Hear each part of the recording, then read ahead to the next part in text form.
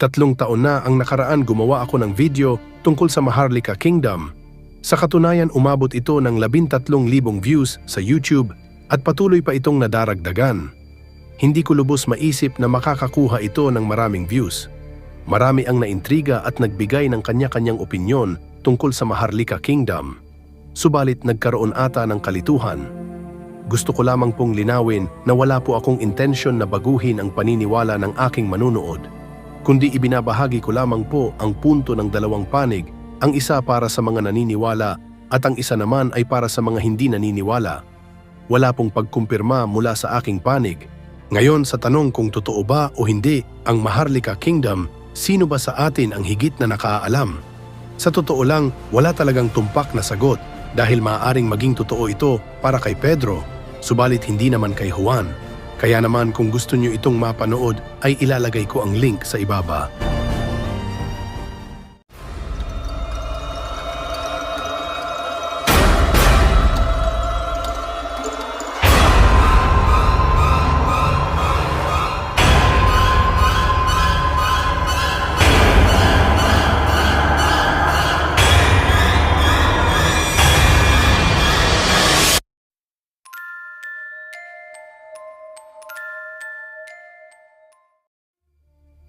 Ang konsepto ng isang Maharlika Kingdom sa Pilipinas ay isang kontrobersyal na ideya na walang matibay na ebidensya mula sa mga historical record. Bagamat may mga tao na nagsasabi na nagmula raw sila sa isang maharlikang pamilya at may mga dokumento ipinakikita bilang patunay, ang mga ito ay hindi kinikilala ng karamihan sa mga historiador at akademiko. Ang kwento ng Maharlika Kingdom ay kadalasang nauugnay sa mga pag-aangkin ng Taliano family na nagsasabing sila ay mga direktang descendant ng mga sinaunang hari ng Pilipinas.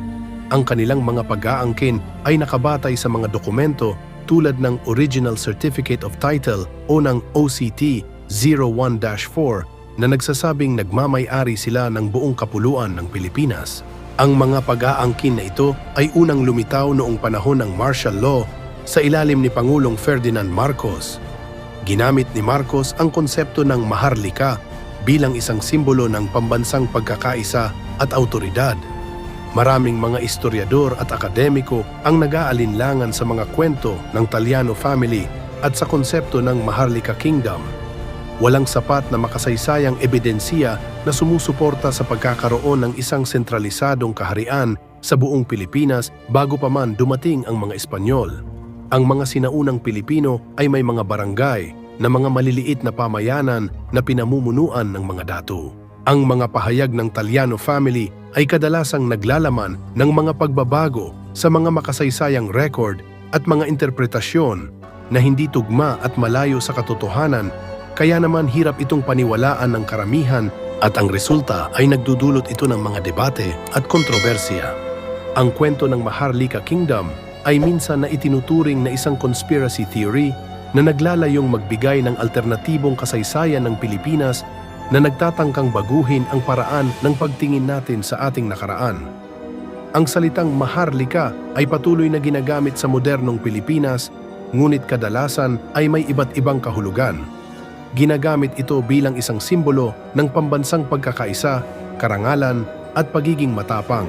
Ang ilang mga grupo ay nagtataguyod sa paggamit ng Maharlika bilang bagong pangalan ng Pilipinas, ngunit hindi ito makakuha ng malawakang suporta.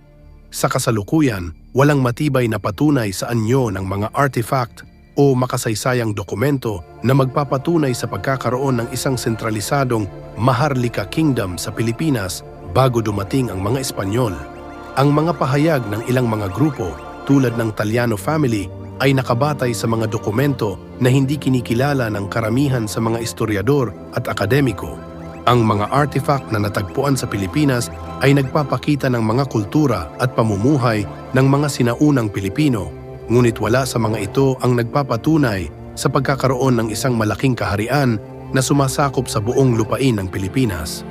Ang Laguna copper plate inscription na natagpuan noong 1989 ay isang mahalagang artifact na nagpapakita ng sistema ng pagsulat at pamamahala sa Pilipinas noong ika-9 na siglo. Gayunpaman, hindi ito nagpapatunay na may isang Maharlika Kingdom.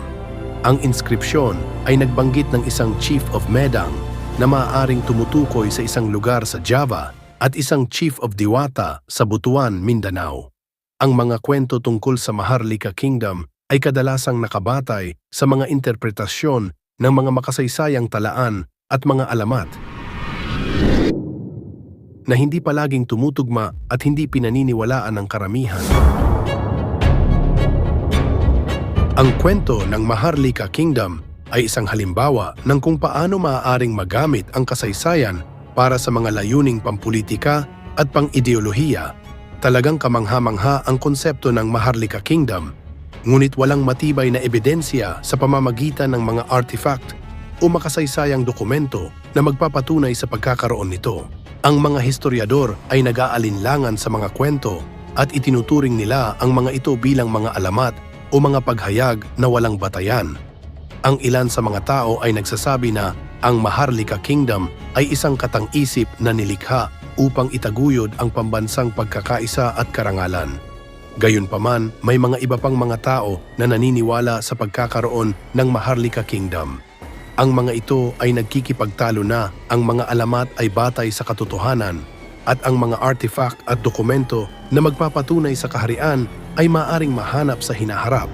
Ang mga nagsusulong ng Maharlika Kingdom ay nagsasabi ng mga argumento na nagmumula sa mga alamat, mga pangalan ng lugar at mga tradisyon. Gayunpaman, ang mga argumento na ito ay hindi sapat upang patunayan ang pag-iral ng Maharlika Kingdom. Sa aking palagay, ang katotohanan ng Maharlika Kingdom ay nananatiling isang misteryo. Walang matibay na ebidensya na nagpapatunay sa pagkakaroon nito, ngunit may mga tao na naniniwala sa mga alamat. Ang kwento ng Maharlika Kingdom ay isang mahalagang bahagi ng pambansang pagkakakilanlan ng mga Pilipino, ngunit mahalagang tandaan na ito ay isang kwentong bayan na hindi pa napapatunayan. Sa iyong mga narinig, ano sa palagay mo? Totoo nga ba ang Maharlika Kingdom o isa lamang itong kathang-isip na may layuning pagbuklurin ang mga Pilipino? Ano-anong mga pangyayari ngayon ang pumupukaw ng iyong imahinasyon at nagbigay sa iyo ng malinaw na mensahe? Tandaan, ang kwento ng Maharlika Kingdom ay maaaring isang kwentong bayan sa ngayon. Subalit, tulad ng mga Hittite na dating itinuturing na alamat lamang, ay nadiskubre at napatunayan kalaunan. Totoo man o hindi ang Maharlika Kingdom, ay dapat mo rin itong ipagmalaki. Dahil ikaw ay isang Pilipino na may dugong Maharlika. Ngayon, ito ang tanong ko sa iyo. Dapat ka bang maniwala o sapat na sa iyo ang magtiwala? Paki-comment sa ibaba ang iyong saloobin.